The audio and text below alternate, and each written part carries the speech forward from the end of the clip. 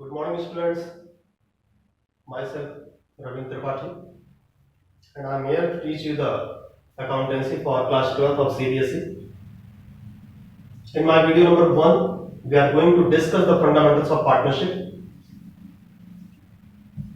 In fundamental of partnership, first of all, we should discuss what is the meaning of partnership. As per the Section 4 of Indian Partnership Act 1932, partnership is the relationship between persons who have agreed to share the profits of a business carried on by all or any of them acting for all.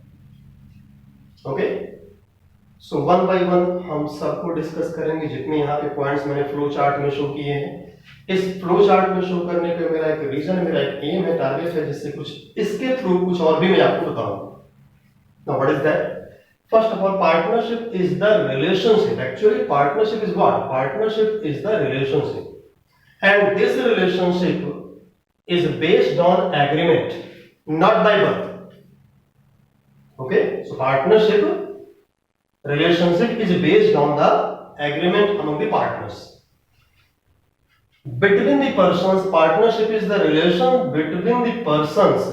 Persons means there should be at least two persons.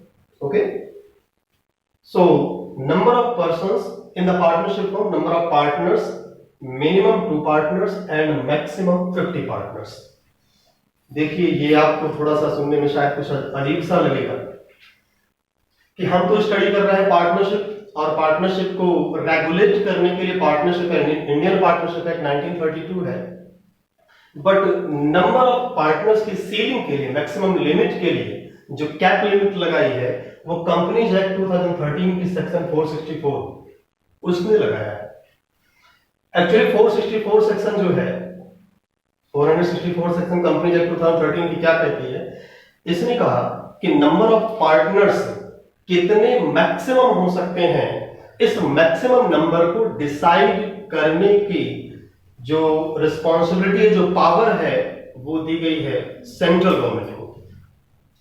ठीक है, central government decide कर सकती है कि number of maximum partners कितने हो सकते हैं इन अ फॉर्म। अब सेंट्रल गवर्नमेंट को ये पावर मिली, तो साथ में इस सेक्शन ने एक बात और भी कह दिया कि सेंट्रल गवर्नमेंट अगर मैक्सिमम नंबर डिसाइड करेगी तो वो 100 से ज्यादा डिसाइड नहीं कर सकती है। ठीक है, इट मींस सेक्शन 464 तो कहती है कि मैक्सिमम नंबर ऑफ पार्टनर्स हो सकते हैं 100, लेकिन सेंट्रल गवर्नमेंट को जब ये पावर मिली तो उसने इस पावर को यूज करके नंबर ऑफ पार्टनर्स को जो मैक्सिमम डिसाइड किया है दैट इज 50। प्रेजेंट में 50 डिसाइड किया है। सीबीएसई के अकॉर्डिंग अगर आपने आंसर शो करना है तो मैक्सिमम नंबर ऑफ पार्टनर्स कितना शो करना है? 50 शो करना है। ठीक है, लेकिन अगर सेंट्रल गवर्नमेंट को ऐसा फील होता है कि नंबर ऑफ पार्टनर्स को इंक्रीज भी किया जा सकता है, मैक्सिमम लिमिट को इंक्रीज कर सकते हैं, then central government increase the maximum limit up to 100। ठीक है, तो प्रेजेंट सिनेरियो में क्या करना है? आपने आंसर जो शो करना है वो 50, number of maximum partners 50 he show करने हैं। ओके, तो partnership is the relation between persons who have agreed. कोई सी पार्टनरशिप फॉर्म बेटा बिना एग्रीमेंट के नहीं बनती है, एंड एग्रीमेंट जो होगा वो ओरल या रिटन कोई सा भी हो सकता है। Okay, then after to share the profits, relationship between persons who have agreed, जो कि एग्री है किस बात के लिए? To share the profits, profit की शेयरिंग करने के लिए। अब प्रॉफिट की शेयरिंग करने का मीनिंग जरा अंडरस्टैंड करेंगे। प्रॉफिट की शेयरिंग करनी है, इट मींस जो भी लोग किसी पर्टिकुलर वर्क में एंगेज होंगे वो आपस में जो भी वहां से उस वर्क से कुछ भी रिजल्ट आता है, प्रॉफिट या लॉस, आपस में डिस्ट्रीब्यूट करते हैं।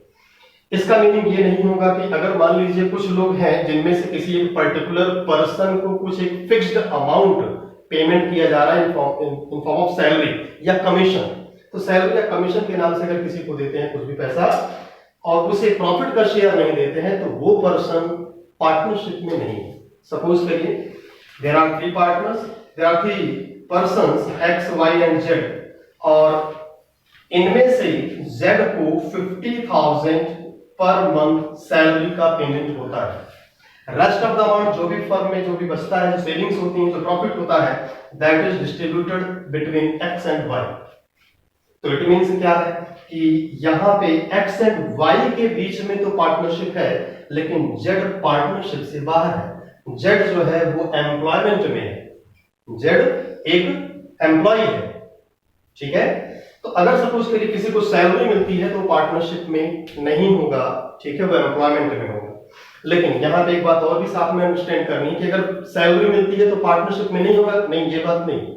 अगर सैलरी मिलती है in addition to the salary, अगर उसे प्रॉफिट भी मिलता है, then that person may be in partnership, that person will be in partnership. Means salary मिल रही है, उसे कमीशन भी दिया जा रहा है, और बाद में जो रिमेनिंग अमाउंट बचता है, फर्म में जो प्रॉफिट बच रहे हैं, उसमें भी उसकी शेयरिंग है, उसको शेयर मिलता है, ठीक है। तो वहां पे क्या होगा, पार्टनरशिप होगी। It means share the profits में आप एक बात नोट कर सकते हैं, नॉट ओनली सैलरी और कमीशन। अगर सिर्फ सैलरी या कमीशन मिलता है तो उस केस में पार्टनरशिप नहीं है, प्रॉफिट की शेयरिंग वेरी मस्ट है। Next one, of a business, profit कहां का होना चाहिए, किसी बिजनेस का होना चाहिए। बिजनेस मींस क्या होता है, बिजनेस मींस वही होता है जो 11th क्लास की बिजनेस स्टडीज में आपने स्टडी किया है, ओके।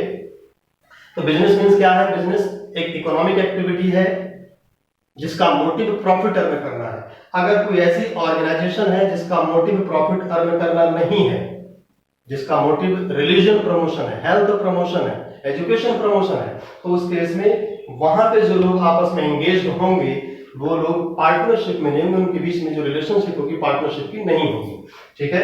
तो प्रॉफिट कहां का होना चाहिए, किसी बिजनेस का प्रॉफिट होना चाहिए, not any charitable organisation, not any charitable trust, किसी चैरिटेबल ऑर्गेनाइजेशन, कोऑपरेटिव ऑर्गेनाइजेशन का प्रॉफिट नहीं होना चाहिए, प्रॉफिट किसी बिजनेस का ही होना चाहिए। तो बिजनेस के प्रॉफिट के लिए पार्टनरशिप होगी।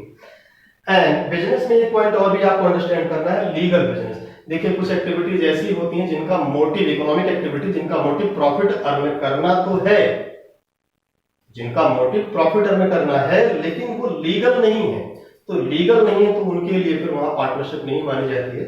एग्जांपल के लिए अगर सपोज करिए कुछ पर्सन है आपस में कुछ रॉबरी का वर्क करते हैं, स्नैचिंग का वर्क करते हैं, 4-5 लोग मिलकर इस काम को करते हैं, तो देखें तो 2 और मोर पर्संस है, बिटवीन पर्संस 2 to 50 है, ठीक है, ये भी सेटिस्फाइड है, एग्रीड है, आपस में एग्रीमेंट होगा कि भी कैसे कैसे कोई चीज डिस्ट्रीब्यूट होनी है, शेयरिंग करेंगे, जो भी कुछ उनके पास बचेगा जो लूट के लाएंगे, ठीक है, ठीक है। बिजनेस भी है क्योंकि प्रॉफिट मोटिव है, ठीक है, बिजनेस भी है, आपस में जितने भी लोग हैं सब के सब बिजी हैं उस वर्क में, लेकिन जो बिजनेस है वो इलीगल है, लीगल नहीं है। तो पार्टनरशिप एक्ट जो कहता है हमारा, तो पार्टनरशिप की जो रिलेशनशिप मानी जाएगी only for the legal business, not for illegal business, okay. And the last one is carried on by all or any of them acting for all. इसका मीनिंग क्या होगा, एक्चुअल में इसका जो फाइनल रिजल्ट आता है वो क्या है, म्यूचुअल एजेंसी है, मींस जो पार्टनर्स हैं उनका अगर देखें पार्टनरशिप फॉर्म में वो डबल रोल होता है। क्या डबल रोल है, पार्टनर्स जो है वो प्रिंसिपल भी है एज वेल एज एजेंट भी। पार्टनर्स का रोल कैसा है, they are principal as well as agent in the partnership form. अब प्रिंसिपल कैसे है, प्रिंसिपल मींस ओनर है, मालिक है, रेस्ट ऑफ द पार्टनर्स उनके लिए वर्क करते हैं, ठीक है, तो इसका मतलब वो मालिक है, बाकी लोग उनके लिए काम कर रहे हैं। कैसे, अगर कोई पार्टनर ने कोई ट्रांजैक्शन की है, उस ट्रांजैक्शन से अगर प्रॉफिट हुआ तो वो प्रॉफिट उस अकेले पार्टनर को नहीं मिलेगा, जो नहीं कर रहा है उसे भी मिलेगा प्रॉफिट। इट मींस क्या हुआ, जिसने कोई काम नहीं किया उसे भी प्रॉफिट मिल रहा है, मींस बाकी लोग उसके लिए काम कर रहे हैं, वो प्रिंसिपल हो गया। और बाकी पार्टनर्स हैं वो क्या बन गए, एजेंट बन गए। अब सेकेंड टाइम पे देखिए, जिस पार्टनर को पहले प्रॉफिट मिला था उसने कोई एक्टिविटी की तो उसकी एक्टिविटी से जो प्रॉफिट हुआ वो अदर्स को मिला, अब इस टाइम पे एजेंट बन गया, ठीक है। सिमिलरली ये बात भी है कि अगर कोई एक्ट किसी पार्टनरशिप फॉर्म में कोई पार्टनर करता है तो उस एक्ट के लिए रेस्ट ऑफ द पार्टनर्स जिसने नहीं भी किया है उस काम को वो भी रिस्पॉन्सिबल होंगे। सपोज करिए पार्टनरशिप फॉर्म में किसी एक पर्टिकुलर पार्टनर ने कोई लोन लिया है, उस लोन को रीपेमेंट करने की जो रिस्पॉन्सिबिलिटी होती है उस अकेले पार्टनर की नहीं होगी बेटा, उस लोन को रीपेमेंट करने की रिस्पॉन्सिबिलिटी सबकी होगी, ज्वाइंटली होगी, पूरे फर्म की होगी। किसकी होगी, फर्म की। फर्म क्या है, owners of the partnership firm individually are called the partners. Partnership firm के जो ओनर्स होते हैं इंडिविजुअली उनको हम पार्टनर्स कहते हैं, लेकिन collectively they are known as the firm.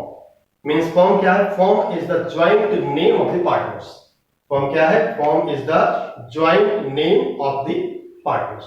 Okay, so यहां पे अगर इसकी बात करें क्या है? म्यूचुअल एजेंसी मींस पार्टनर्स क्या है? म्यूचुअली एजेंट है, एक दूसरे के एजेंट है।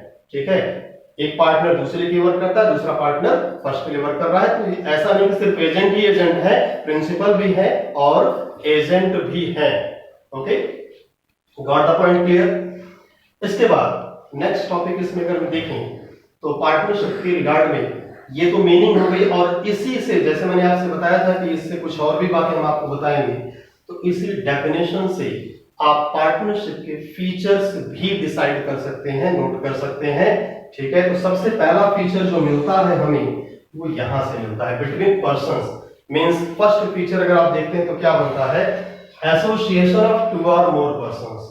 First feature of partnership is what? Association of 2 or more persons, minimum 2 and maximum 50।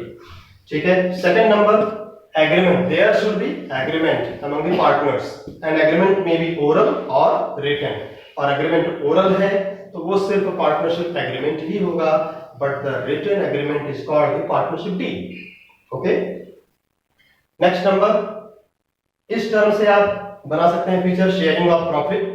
तो यहां पे आप यही बात लिख सकते हैं कि नॉट ओनली सैलरी और commission, if any person is getting only salary or commission but not enjoying any amount of the profit, then that person will not be considered in the partnership.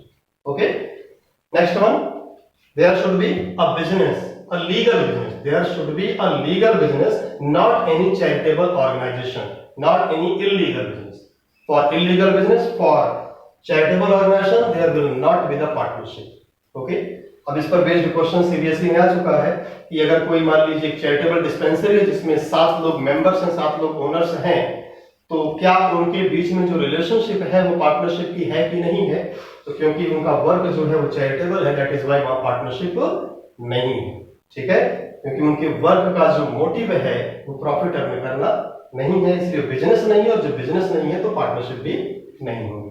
ठीक है, और last point यही बना सकते हैं आप। तो सेकंड फीचर यहां से मिला, थर्ड फीचर यहां से मिला, फोर्थ ये है, फिफ्थ ये है।